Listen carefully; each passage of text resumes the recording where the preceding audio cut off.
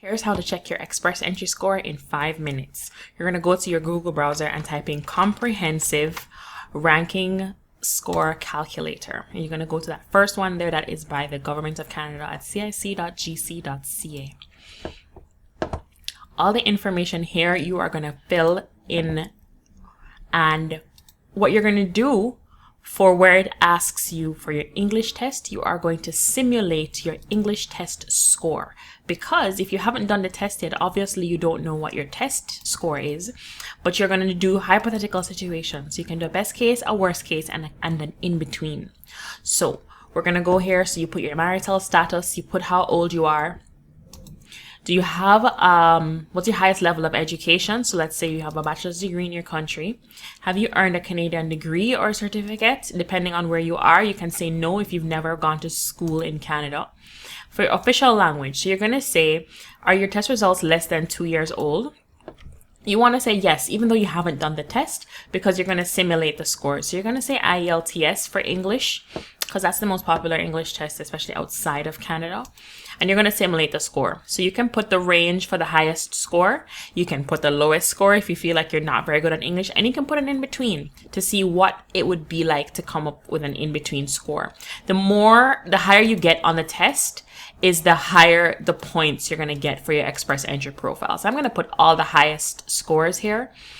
Do you have any other language tests? So if you plan on doing the French, you can also do that and simulate those results. If not, you're going to put not applicable for no other language test results. What's your work experience in Canada? So if you've never worked in Canada, we're going to say none to less than a year.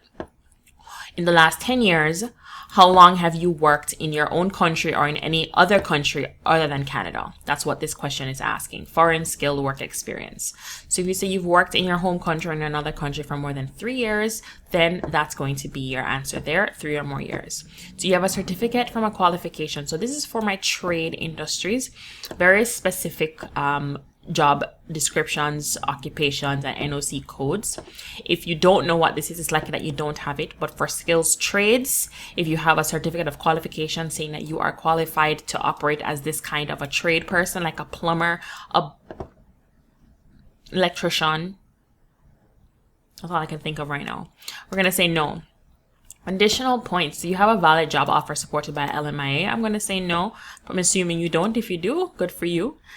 Do you have a provincial nominee from a province? Do you have a province in Canada that says, hey, we want this person to come? I'm going to assume no. If you do have it, put yes. And then do you have at least a brother or a sister living in Canada who is a permanent resident or citizen? No. And that's the end of the questionnaire there. You're going to calculate your score. So it's going to tell you how much score, how many points you have for each of the factors here. And at the bottom, it's going to give you the overall score. So this situation I just simulated here at age 33, single, never married, has a bachelor's degree, has not worked in Canada, has the highest IELTS score, and working for 3 or more years in their country, has 419 points. Now this is now where you take those points, you go to the rounds of invitations, you Google that as well. Go down to see previous rounds right here. And then it will show you of all the rounds that have gone. You want to look at the more recent ones in the last little while to see how low did they go. How low can they go? And if you're seeing that it's nowhere near 419, which is not, it's never been 419, then you want to do something to increase your points. So you either come to school in Canada. So if you come to school in Canada, you would have like a bachelor's degree plus a certificate program in Canada. And then if it asks you Canadian degree, you want to say yes. And it is a 1 or 2 year certificate program. And then if you calculate your score now, you have 467. So this is what you want to do to play around. So even though you don't have your English test score and you don't have certain things, start with the basic. Simulate the English test scores and then answer all the questions as is, and then start playing around to change things to see if there's something that you can do differently to become eligible with enough points. And that's how you check your express entry points in 5 minutes.